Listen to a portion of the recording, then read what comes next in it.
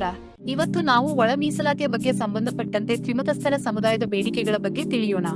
ತಮ್ಮದೇ ಆದ ಒಂದು ಐಡೆಂಟಿಟಿ ಅಂದ್ರೆ ಅಸ್ಮಿತೆಗಾಗಿ ಇವರು ಹೋರಾಟದ ನಡೆಸುತ್ತಿರುವ ತ್ರಿಮತಸ್ಥರ ಬೇಡಿಕೆ ಇದು ಒಂದು ಹೋರಾಟ ಅಷ್ಟೇ ಅಲ್ಲ, ನಮ್ಮತನವನ್ನೇ ಉಳಿಸಿಕೊಳ್ಳೋಕೆ ನಡೀತಿರೋ ಒಂದು ದೊಡ್ಡ ಹೋರಾಟ ಅಂದ್ರೂ ತಪ್ಪಾಗಲ್ಲ.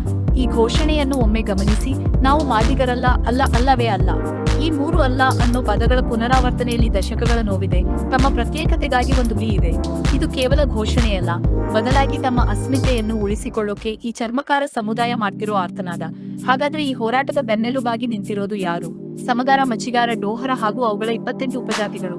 ಇತಿಹಾಸದುದ್ದಕ್ಕೂ ತಮ್ಮದೇ ಆದ ಸಂಸ್ಕೃತಿ, ಆಚಾರ ವಿಚಾರಗಳು, ಕುಲ ಕಸುಬುಗಳನ್ನು ಹೊಂದಿರುವ ಈ ಸಮುದಾಯಗಳು ತಾವು ಬೃಹತ್ ಮಾದಿಗ ಸಮುದಾಯದಿಂದ ಸಾಂಸ್ಕೃತಿಕವಾಗಿ ಮತ್ತು ಸಾಮಾಜಿಕವಾಗಿ ಸಂಪೂರ್ಣವಾಗಿ ಬೇರೆ ಅಂತ ಪ್ರತಿಪಾದಿಸುತ್ತಿವೆ.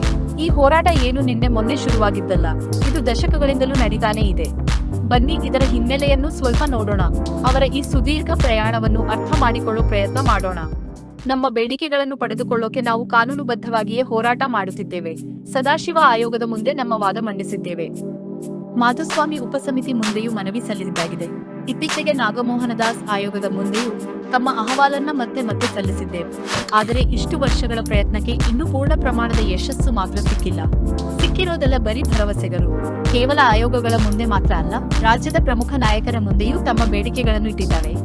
ಮಾಜಿ ಮುಖ್ಯಮಂತ್ರಿ ಬಸವರಾಜ ಬೊಮ್ಮಾಯಿ ಅವರನ್ನು 3 ಬಾರಿ, ಸತೀಶ್ ಜಾರಕಿಹೊಳಿ ಮತ್ತು ಎಚ್.ಸಿ. ಮಹಾದೇವಪ್ಪ ಅವರಂತಹ ನಾಯಕರನ್ನ ತಲಾ 6 ಬಾರಿ ಭೇಟಿಯಾಗಿ ನಮ್ಮ ಬೇಡಿಕೆಯನ್ನು ಮಂಡಿಸಿದ್ದೇವೆ.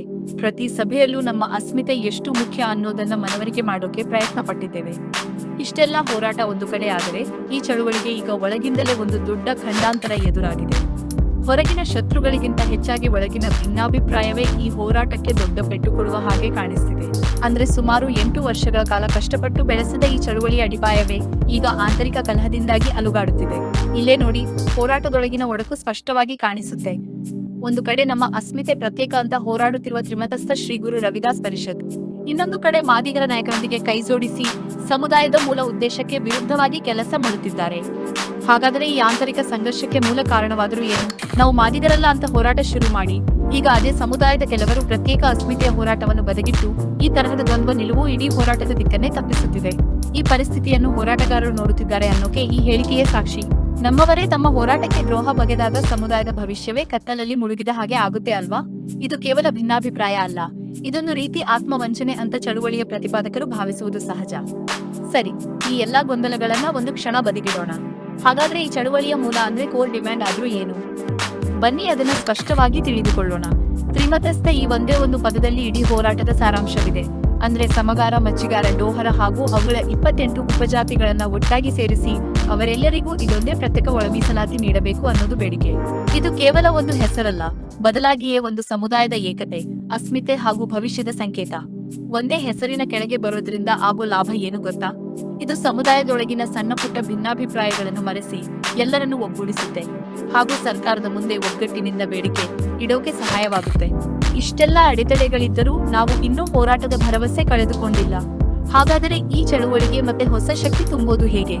ಇದಕ್ಕೊಂದು ಸ್ಪಷ್ಟವಾದ ದಾರಿಯನ್ನ ಮೂಲ ಸೂಚಿಸಲಾಗಿದೆ. ಇದಕ್ಕೊಂದು 3 ಸೂತ್ರದ ಪರಿಹಾರವನ್ನ ಮುಂದಿಡಲಾಗ್ತಿದೆ.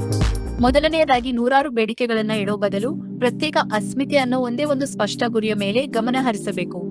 ಎರಡನೆಯದಾಗಿ, ದ್ವಂದ್ವ ನಿಲುವು ಇರೋರಿಂದ ಚಳುವಳಿಯನ್ನು ದೂರ ಇಡಬೇಕು.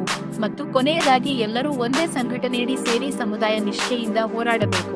ಈ 3 ಸೂತ್ರಗಳೇ ಯಶಸ್ಸಿನ ಕೀಲಿಕೆ ಅಂತ ಹೇಳಲಾಗ್ತಿದೆ. ಕೊನೆಯದಾಗಿ ಒಂದು ಮೂಲಭೂತ ಪ್ರಶ್ನೆ ಉದ್ಭವಿಸುತ್ತೆ. ಒಂದು ಸಮುದಾಯದ ಅಸ್ಮಿತೆಯನ್ನು ನಿರ್ಧರಿಸುವ ಹಕ್ಕು ಯಾರಿಗಿರಬೇಕು? ಆ ಸಮುದಾಯಕ್ಕೆ ಅಥವಾ ಹೊರಗಿನ ಶಕ್ತಿಗಳಿಗೆ?